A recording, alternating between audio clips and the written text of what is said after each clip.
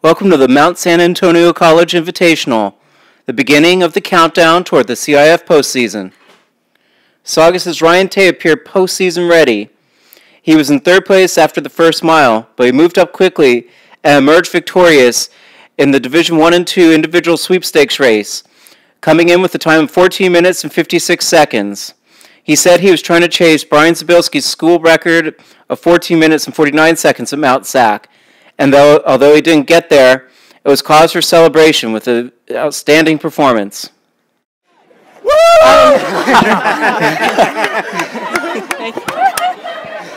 Because one of the greatest Saugus runners ever was Brian Zabilski, so I just look up to him, try to pace myself off of his times, and I know I'll do good if I'm close to his times. Saugus' Mariah Castillo finished 8th in the team sweepstakes race, falling to her knees after crossing the finish line.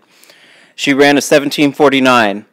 Sydney Suarez and Kaylee Thompson also needed help after crossing the finish line after their 19th and 21st place finishes.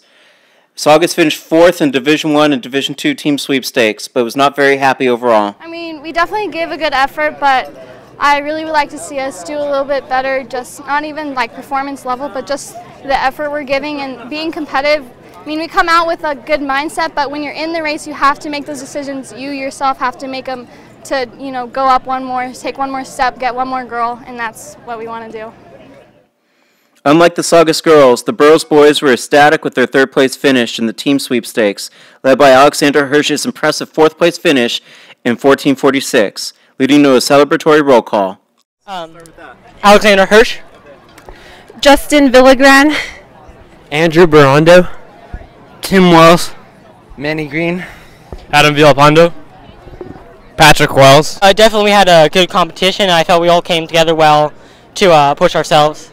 Last year we had those other senior boys that led the pack, so they set us up pretty well to finish the race.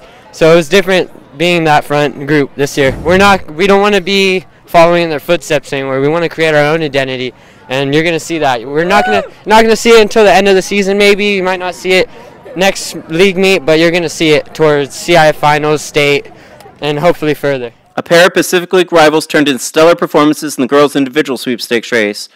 Burroughs' Emily Virtue in the red took third in 17:21, and Burbank's Candela Fernandez was 7th in 17:40.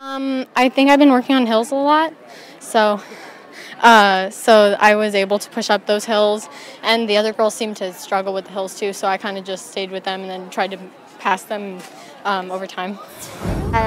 This is the best I've felt during a race this entire year.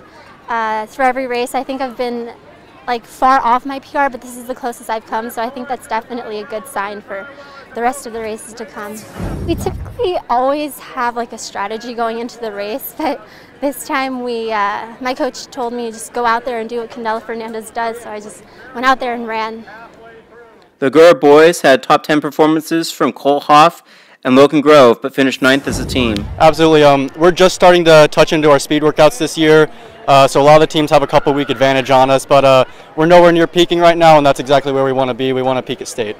The shirtless West Ranch boys took 12th as a team, and they're hoping for better. Came out in some of the earlier season meets like Woodbridge, and I think we made a big statement about ourselves, and I think today didn't necessarily reflect that, but on the positive side, I thought the three of us ran pretty well up front, and we still have well over a month until the state meet, so I think there's plenty of time to sort of regroup, get a good few weeks of training in, and be ready for the state meet.